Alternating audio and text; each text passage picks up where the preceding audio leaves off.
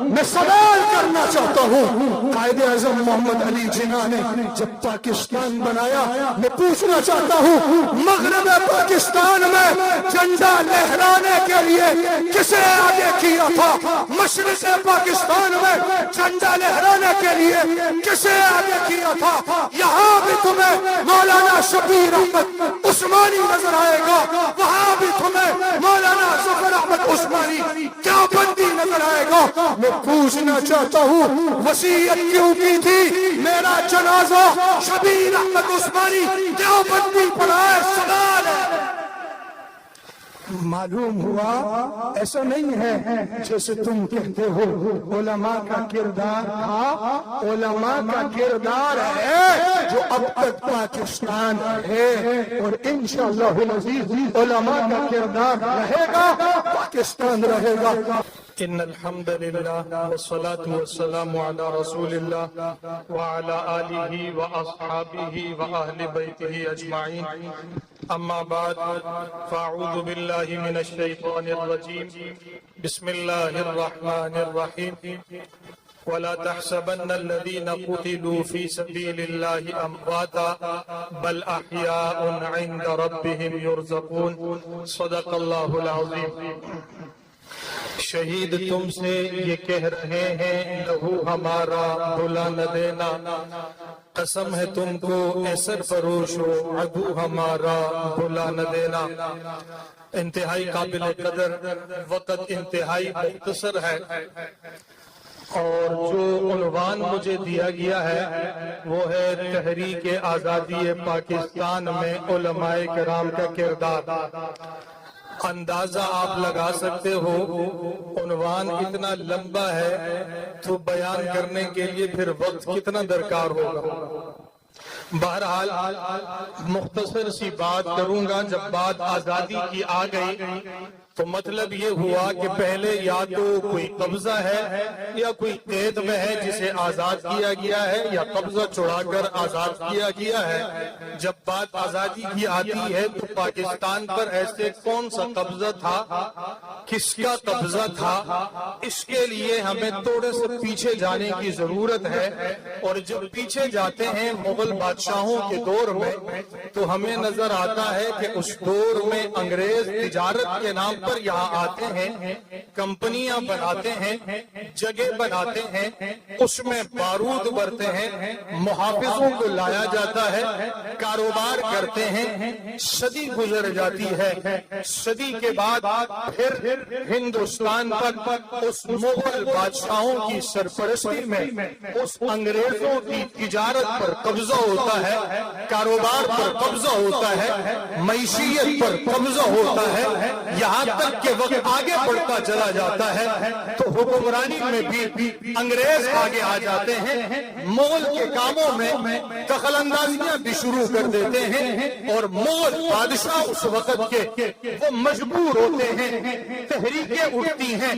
شاہ ولی اللہ محدث دہلوی رحمت اللہ علیہ افغانستان کے احمد شاہ ابدالی سے مدد لیتے ہیں اور اس کے خلاف تحریک اٹھاتے ہیں۔ شاہ عبدالعزیز محدث دہلوی رحمت اللہ تعالی علیہ جہاد کا فتویٰ دیتے ہیں۔ سید احمد شہید رحمت اللہ علیہ، شاہ اسماعیل شہید رحمت اللہ علیہ تحریکیں اٹھا کر افغانستان جا کر افغانستان سے آپ کے پی کے میں ہوتے ہوئے پشاور پر قبضہ کر لیتے ہیں، اور اس وقت اعلان کر دیتے ہیں آج کے بعد یہاں پر شراب پینا بند ہو گیا ہے، حرام ہے، سود بند ہے، نظام اسلامی رہے گا۔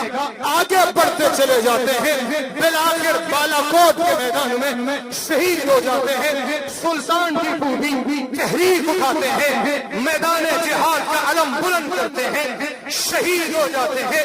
اسی طریقے سے تحریکیں اٹھتی رہتی ہیں، کبھی تحریک ریشمی رومان اٹھتا ہے، کبھی تحریک خلافت اٹھتی ہے، کبھی مولانا محمود الحسن گنگوہی اٹھتے ہیں، کبھی مولانا قاسم نانوتوی اٹھتے ہیں، اور کبھی حاجی امداد اللہ مہاجر تاجر مکی اٹھتے ہیں اور جمعیت علماء ہند بن جاتی ہے، ہندوؤں کو بھی ساتھ لیا جاتا ہے، انگریزوں کو ہندوستان سے بھگا دیا جاتا ہے، وقت وہ آ جاتا ہے انگریز اپنی چال چلتے ہیں کہ اب کیا کیا جائے، اب مسلمانوں کو تقسیم کرنا ہے، تقسیم کرنے کے لیے ایک پارٹی بنائی جاتی ہے، مسلم لیگ کے نام سے پارٹی بنائی جاتی ہے، سیاسی پارٹی، کہ جی اب مسلمانوں کو ملک دینے لگے ہیں، تقسیم کرنے لگے ہیں، اور اس تقسیم کی آڑ میں مسلم لیگ والے میدان میں آگے آتے ہیں، سیاسی قوت کے ساتھ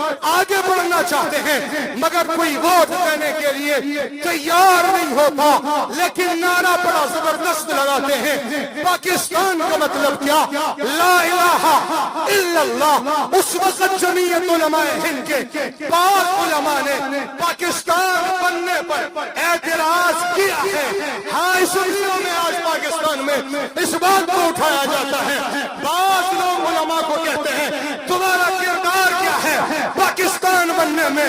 تم نے تو پاکستان بننے کی مخالفت کی تھی۔ انہیں بتانا چاہتا ہوں کہ اس سے پہلے بڑے خون بہائے علماء کرام کا، اور دہلی سے لے کر پشاور تک سڑکوں کے راستوں پر جو درخت نظر آتے ہیں، ہر درخت کی شاخ پر عالم لٹکتا ہوا، پانسی پر جھولتا ہوا نظر آ رہا تھا۔ علماء نے نہیں دیکھا، وقت ایک ہی وقت میں 40 علماء کو آگ میں ڈالا گیا، وہ آپ کو نظر نہیں آیا، علماء کے فتوے نظر نہیں آئے، تحریکیں نظر نہیں آئی، میدانوں میں نکلتے ہوئے تمہیں نظر نہیں آئے، اور رنجیت سنگھ کے مقابلے میں تمہیں نظر نہیں آئے، جنہوں نے مسلمان خواتین کی عزتوں کو لوٹا، اس وقت علماء تمہیں میدان میں نظر نہیں آئے، اور تم نے ان کا نام لیا، ہمارے نوٹوں میں بھی اس کو چھپوا دیا، جس نے اس وقت جہاد کے خلاف فتویٰ دیا تھا۔ ان کو کیوں نہیں لکھے جن علماء نے اس میں کردار ادا کیا تھا؟ بہرحال یہ قائد اعظم محمد علی جناح آئے، علامہ اقبال نے تصور پاکستان پیش کیا، پاکستان کا مطلب کیا؟ لا الہ الا اللہ کا نعرہ لگا، لوگوں کے پاس گئے ووٹ مانگنے کے لیے، ووٹ نہیں ملتا، بہرحال مجبور ہوئے کہ اب علماء کا ساتھ ضروری ہے۔ جنہوں نے اختلاف کیا تھا پاکستان بننے کے بعد، تو انہوں نے واضح الفاظ میں کہہ دیا تھا کہ مسجدیں بننے میں اختلاف ہو سکتا ہے، یہ مسجد یہاں بننی چاہیے یا نہیں بننی چاہیے، لیکن جب مسجد بن جائے، مسجد مقدس ہوا کرتی ہے، پاکستان بھی اسی طرح ہمارے لیے مقدس ہے جس طریقے سے مسجد مقدس ہے۔ اگر کسی نے پاکستان کی طرف میلی آنکھ سے دیکھا، اس آنکھ کو پھوڑ دیا جائے گا، یہ انہوں نے کہہ دیا تھا۔ لیکن کچھ علماء تو پھر قائد اعظم کے ساتھ مل گئے۔ قائد اعظم محمد علی جناح کو کسی نے کہا تمہارے پاس علماء نہیں، انہوں نے کہا میں نے ایک ایسے عالم کو چنا ہے جو تمام علماء پر بھاری ہے۔ پوچھنے لگے وہ عالم کون ہے؟ کہنے لگے مولانا محمد اشرف علی تھانوی رحمت اللہ تعالی علیہ، جنہوں نے 1800 کتابیں اپنے ان دو انگلیوں کے ذریعے سے 1800 کتابیں تصنیف کی۔ باقی ملمن مولانا اشرف علی تھانوی میرے ساتھ ہے۔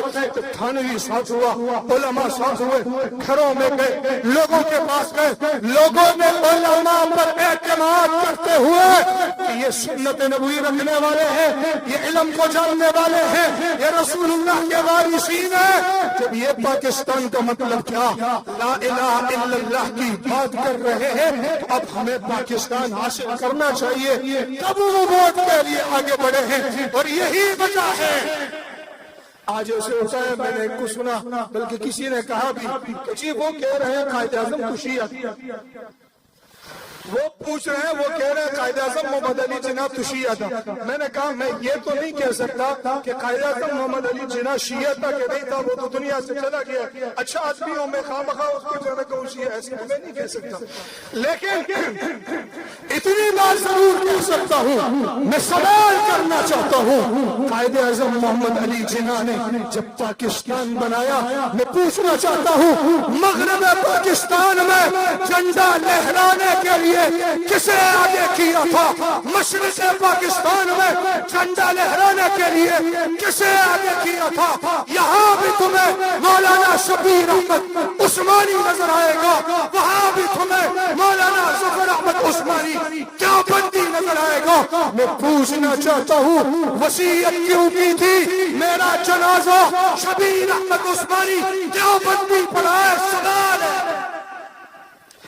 معلوم ہوا ایسا نہیں ہے جیسے تم کہتے ہو علماء کا کردار تھا، علماء کا کردار ہے جو اب تک پاکستان ہے، اور انشاءاللہ العزیز علماء کا کردار رہے گا، پاکستان رہے گا۔ علماء نہ ہوں گے تو پاکستان بھی نہ ہوگا۔ وآخر دعوانا